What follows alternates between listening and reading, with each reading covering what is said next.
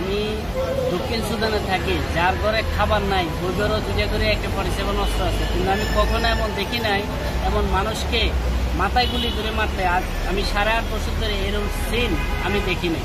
তারা গোলাগুলি করে, কিন্তু কখনো এইভাবে মানুষের মাথায় তারা গুলি করতে আমি 8.5 বছরে দেখি না।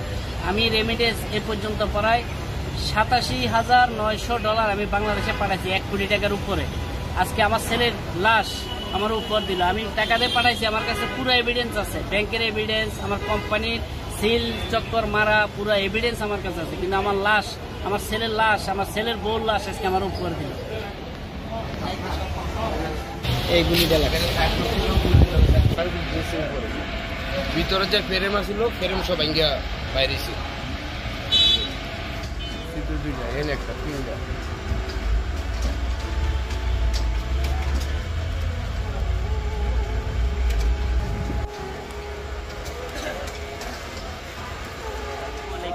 আমি একজন আফ্রিকা প্রবাসী, আমি দক্ষিণ সুদানে থাকি আজকে 8.5 বছর।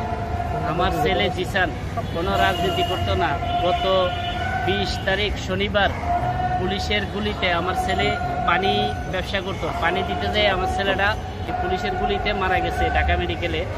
আমার ছেলের শোক সামলাতে না পারা, কষ্ট সামলাতে না পারা, ছেলের বউটা এর 1 সপ্তাহ পরে 29 তারিখ সোমবারে ছেলের বউটা গলায় রশি দিয়ে সুইসাইড করছে।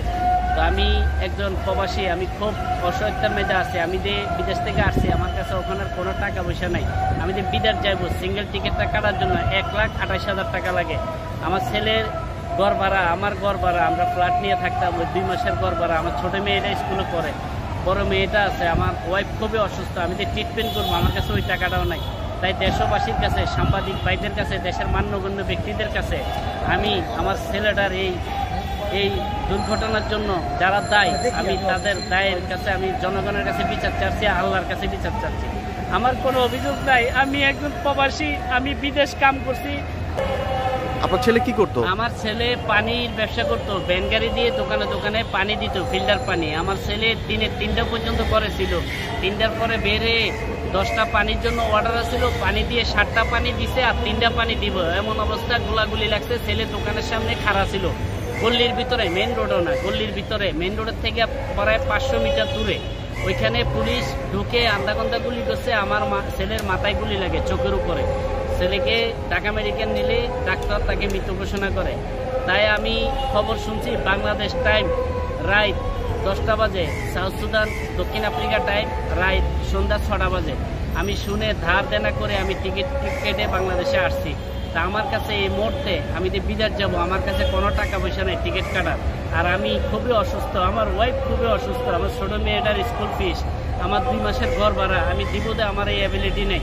তাই দেশের জনগণের কাছে সুস্থ বিচার বা তদন্ত চাচ্ছি। আপনারা সাংবাদিক বেরা, আপনারা দেশের সব কিছু নিয়ে আপনারা লেখালেখি করেন। আমার একমাত্র সন্তান, আমার লাশটা কাঁদে নেওয়ার মতো আমার আর কেউ রইল না। আমার এই ছেলেটা মরার পরে আমি খুবই, আমার আর বেঁচে থাকার মতো কোনো ইচ্ছা নাই।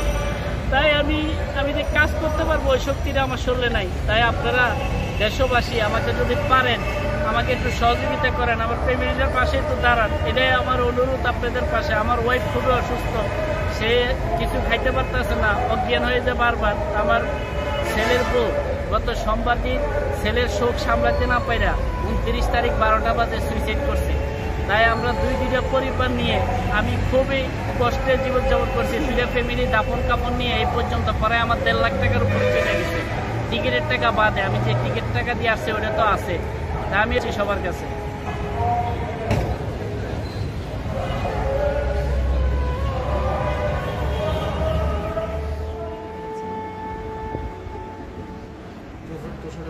এই যে ওরা স্বামী স্ত্রী, এই যে বিয়ের পরের দিনের ছবি, এরা ঘুরতে গেছিল ওদিকে কোথায় যে এই যে এই যে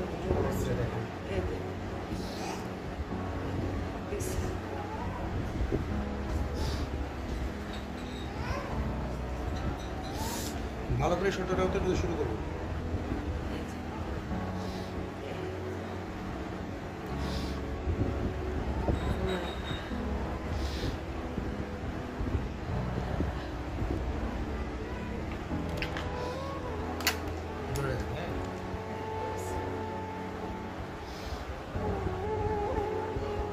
কি করছিল নাকি ওই সময়? হ্যাঁ হ্যাঁ, এর কিছুক্ষণ আগেও আমার ছেলে 7টা পানি দিছে।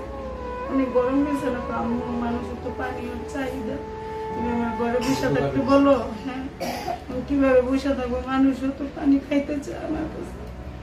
আমি বলছি বাবা তাহলে গলিতে গলিতে পানি দিও, বেশি দূরে দিও না, আর বেশি মেন রাস্তায় যাইও না। তো এর কিছুক্ষণ আগেও নাকি আমার ছেলে 7টা পানি দিছে। দেওয়ার পরে সে ব্যান্ডলে কি সাইড করে দাঁড়াইছিল, দাঁড়াইয়া ওই খাম্বাটার ওইখান দিয়ে ফুসকি মেরে মেরে দেখতেছিল।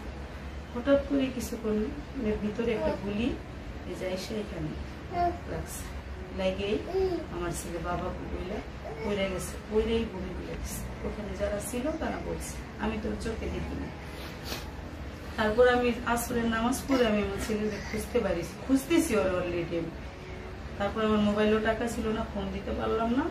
পরে ওর একটা বন্ধুরে রাস্তায় পাইছি, পাই বললাম যে তুমি একটা ফোন দাও তো চিসানের কি অবস্থা।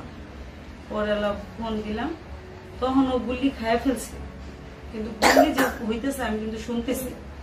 পরে ওই বন্ধুটা ফোন দেওয়াতে বললো, আরেক বন্ধু মোবাইলে পকেটে মোবাইল ছিল, বলতেছে জিসান তো গুলি খেয়েছে, আমরা ওরে নিয়ে হসপিটাল চলে যেতেছি।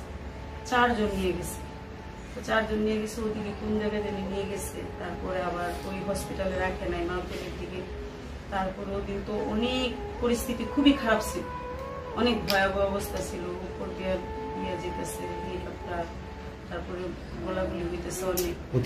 কি করবো আমি তো পাগলের মতো ঘুরতে আছি, কিভাবে আমার বাবার কাছে নিয়ে যাবো।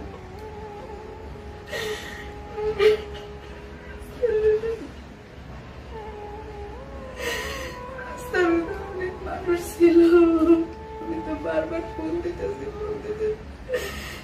ওই ছেলেগুলা বলতেছে আন্টি দম আছে, কিন্তু অনেকেই বলতেছে যে এইখানে দমটা চলে গেছে। তারপর ওরা বন্ধু, ওরা শান্তর জন্য ওরা গেছে ওখানে হসপিটাল পর্যন্ত পৌঁছাইছে ঢাকা মেডিকেল। তা আমি এরকম ঝড় তুফান সবকিছু মাথায় নিয়ে ডেমরা রাস্তা দিয়ে আমি গেছি, জায়গায় জায়গায় আমার আটকাইছিল।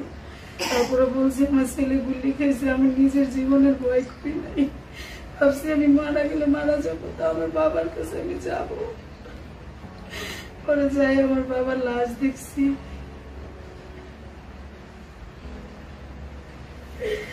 তারপর তো হসপিটালে পোস্টমর্টম করলো। ওদিন লাশ আর দিল না, ওদিন রাত্রে দেয়নি, পরের দিন সারাদিনও দেয়নি, পরের দিন সারাদিন দেয়নি। এরপরে 9:30 বাজে লাশ আনা হয়েছে।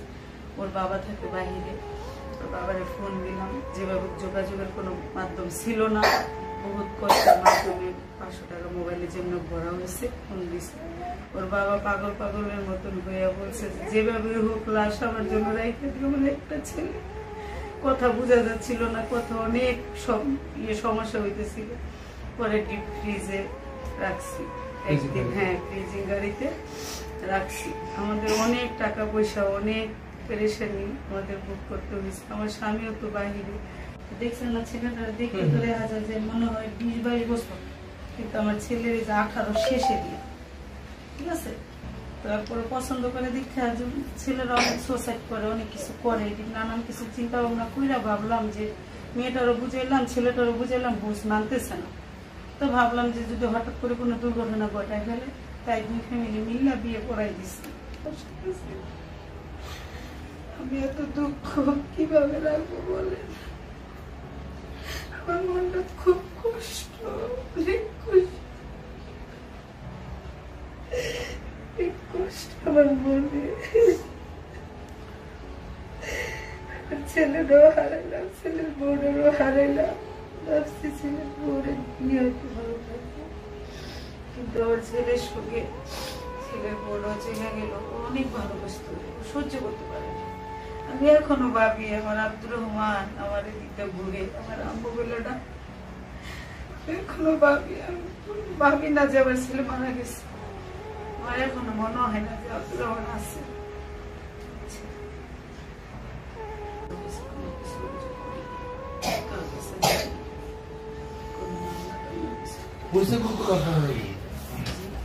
পুলিশের গুলি তো মারা গেছে, এটা কনফার্ম হচ্ছে কি? ওই যে যেখানে মারা গেছে ওইখানে ওই রাস্তার সাথে ওর শ্বশুর বাড়ি, ওরাও ভাড়া থাকে, ওরা 5 তলা থেকে দেখছি যে পুলিশের গুলিতেই পড়ে বাজারটা আছে না, ওই যে কাঁচা বাজারের ওইখান থেকে গুলি করছে। ওরা আবার ডাক দিছিল আব্দুর রহমানকে, যে জিসান তুমি আইসা পড়ো, 5 তলা আইসা পড়ো। আর 5 তলা থাকে, 5 তলা আইসা পড়ো, গুলি টুলি লাগবো। ডাক দিছিল, আব্দুর রহমান বলে একটু তাকাইছিল, তো তাকাইয়া পর আবার নিচের দিকে তাকাই হচ্ছে। এর কিছুক্ষণ 10-15 মিনিট পরে গুলি ঠাকাইছে, ওনারা দেখতেছে উপরে, এই জন্য শিওর যে পুলিশের গুলিতে মারা গেছে।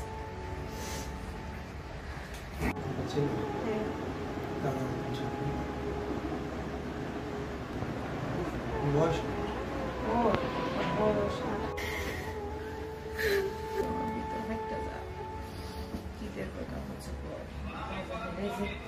গান তো গন্ধটা বলতো না, বাপে পাঠাইছি বলে